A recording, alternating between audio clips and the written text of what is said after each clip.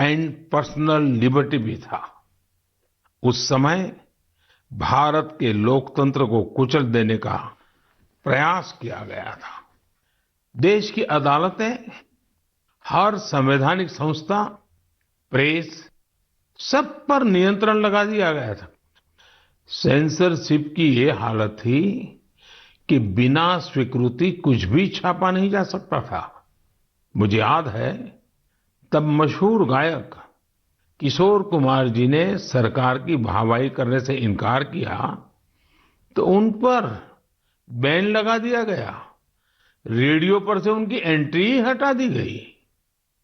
लेकिन बहुत कोशिशों, हजारों गिरफ्तारियों और लाखों लोगों पर अत्याचार के बाद भी भारत के लोगों का लोकतंत्र से विश्वास डिगा नहीं, रत्ती भर नहीं डिगा। भारत के हम लोगों में सदियों से जो लोकतंत्र के संस्कार चले आ रहे हैं, जो लोकतांत्रिक भावना हमारी रग रग में है, आखिरकार जीत उसी की हुई। भारत के लोगों ने लोकतांत्रिक तरीके से ही इमरजेंसी को हटाकर वापस लोकतंत्र की स्थापना की। तानाशाही की मानसिकता को, तानाशाही वृत्ति प्रवृत्ति को लोकतांत्रिक तरीके से पराजित करने का ऐसा उदाहरण पूरी दुनिया में मिलना मुश्किल है। इमरजेंसी के दौरान देशवासियों के संघर्ष का गवाह रहने का, साझेदार रहने का सौभाग्य मुझे भी मिला था, लोकतंत्र के एक सैनिक के रूप में। आज जब देश अपनी आजादी के 75 वर्ष का पर्व मना रहा है, अमृत महोत्सव मना रहा है, तो आपातकाल के उस भयावह दौर को भी हमें कभी भी भूलना नहीं चाहिए। आने वाली पीढ़ियों को भी भूलना नहीं चाहिए। अमृत महोत्सव सैकड़ों वर्षों की गुलामी से मुक्ति की विजय गाथा ही नहीं, बल्कि आजादी के बाद के 75 वर्षों की यात्रा भी समेटे हुए हैं। इतिहास के हर अहम पड़ाव से सीखते हुए ही हम आगे बढ़ते हैं। मेरे प्यारे देशवासियों, हम में से शायद ही कोई ऐसा हो जिसने अपने जीवन में आकाश से जुड़ी कल्पनाएं न की हो। बचपन में हर किसी को आकाश के चांद, तारे, उनकी कहानियां आकर्षित करती हैं। युवाओं के लिए आकाश छूना सपनों को साकार करने का पर्याय होता है। आज हमारा भारत जब इतने सारे क्षेत्रों में सफलता का आकाश छू रहा है, तो आकाश या अंतरिक्ष इससे अछूता कैसे रह सकता है। बीते कुछ समय में हमारे देश में स्पेस सेक्टर से जुड़े कई बड़े काम हुए हैं।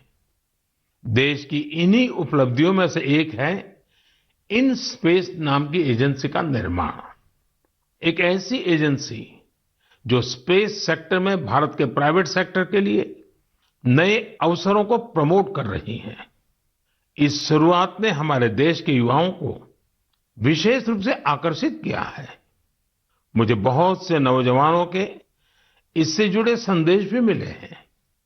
कुछ दिन पहले जब मैं इंस्पेस के हेडक्वार्टर के लोकार्पण के लिए गया था, तो मैंने कई युवा स्टार्टअप्स के आइडियाज और उत्साह को देखा।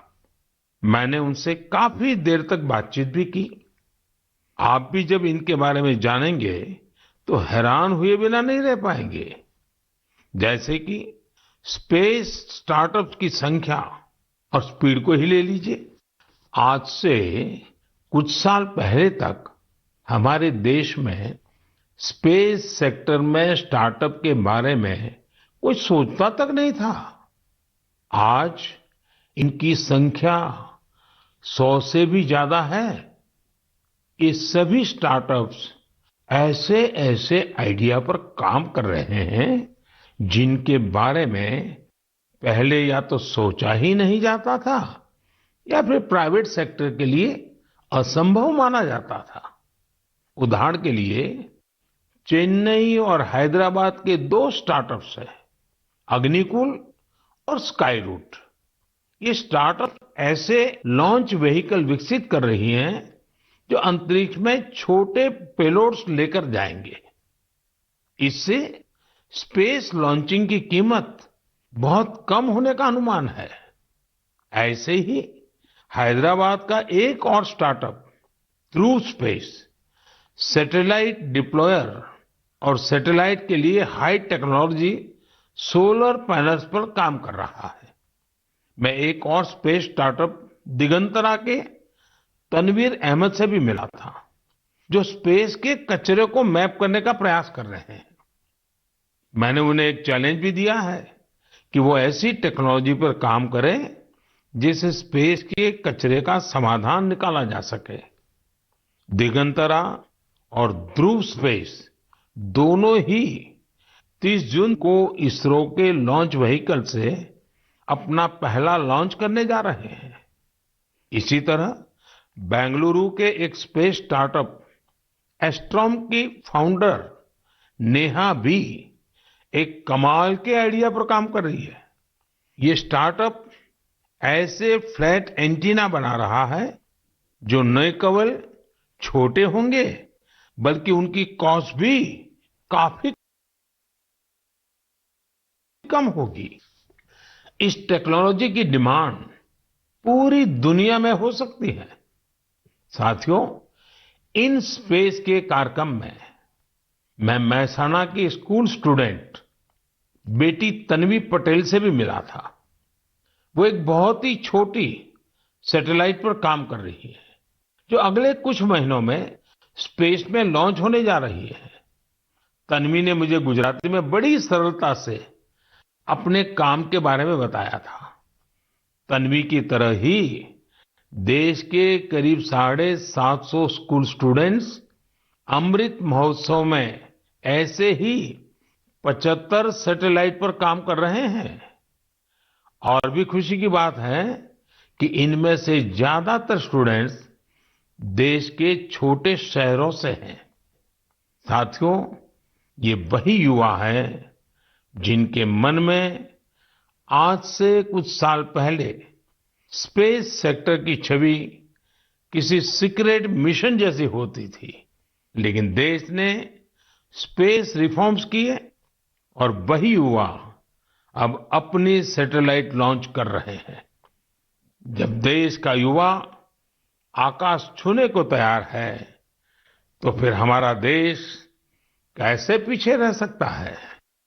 मेरे प्यारे देशवासियों, मन की बात में अब एक ऐसे विषय की बात जिसे सुनकर आपका मन प्रफुल्लित भी होगा और आपको प्रेरणा भी मिलेगी। बीते दिनों हमारे ओलंपिक गोल्ड मेडल विजेता नीरज चोपड़ा फिर से सुर्खियों में छाए रहे। ओलंपिक के बाद भी वो एक के बाद एक सफलता के नए नए कीर्तिमान स्थापित कर रहे हैं। फिनलैंड में नीरज ने पावो नुर्मी गेम्स में सिल्वर जीता। यही नहीं, उन्होंने अपने ही जेवलिन थ्रो के रिकॉर्ड को भी तोड़ दिया। कुओर्टोन गेम्स में नीरज ने एक बार फिर गोल्ड जीतकर देश का गौरव बढ़ाया। ये गोल्ड उन्होंने ऐसे हालातों में जीता जब वहां का मौसम भी बहुत खराब था। यही हौसला आज के युवा की पहचान है। स्टार्टअप से लेकर स्पोर्ट्स वर्ल्ड तक भारत के युवा नए नए रिकॉर्ड बना रहे हैं। अभी हाल में ही आयोजित हुए खेलो इंडिया यूथ गेम्स में भी हमारे खिलाड़ियों ने कई रिकॉर्ड बनाए। आपको जानकर अच्छा लगेगा कि इन खेलों में कुल 12 रिकॉर्ड टूटे हैं। इतना ही नहीं, 11 रिकॉर्ड्स महिला खिलाड़ियों के नाम दर्ज हुए हैं। मणिपुर की एम मार्टिना देवी ने वेट लिफ्टिंग में 8 रिकॉर्ड्स बनाए हैं। इसी तरह संजना, सोनाक्षी और भावना ने भी अलग अलग रिकॉर्ड्स बनाए हैं। अपनी मेहनत से इन खिलाड़ियों ने बता दिया है कि आने वाले समय में अंतर्राष्ट्रीय खेलों में भारत की साख कितनी बढ़ने वाली है। मैं इन सभी खिलाड़ियों को बधाई भी देता हूं और भविष्य के लिए शुभकामनाएं भी देता हूं। साथियों, खेलो इंडिया यूथ गेम्स की एक और खास बात रही है। इस बार भी कई ऐसी प्रतिभाएं उभर कर सामने आई हैं जो बहुत साधारण परिवारों से हैं। इन खिलाड़ियों ने अपने जीवन में काफी संघर्ष किया और सफलता के इस मुकाम तक पहुंचे हैं। इनकी सफलता में इनके परिवार और माता-पिता की भी बड़ी भूमिका है। 70 किलोमीटर साइकिलिंग में गोल्ड जीतने वाले श्रीनगर के आदिल अल्ताफ के पिता टेलरिंग का काम करते हैं, लेकिन उन्होंने अपने बेटे के सपनों को पूरा करने के लिए कोई कोर कसर नहीं छोड़ी। आज आदिल ने अपने पिता और पूरे जम्मू कश्मीर का सिर गर्व से ऊंचा किया है। वेट लिफ्टिंग में गोल्ड जीतने वाले चेन्नई के एल धनुष के पिता भी एक साधारण कारपेंटर है। सांगली की बेटी काजोल सरगार, उनके पिता चाय बेचते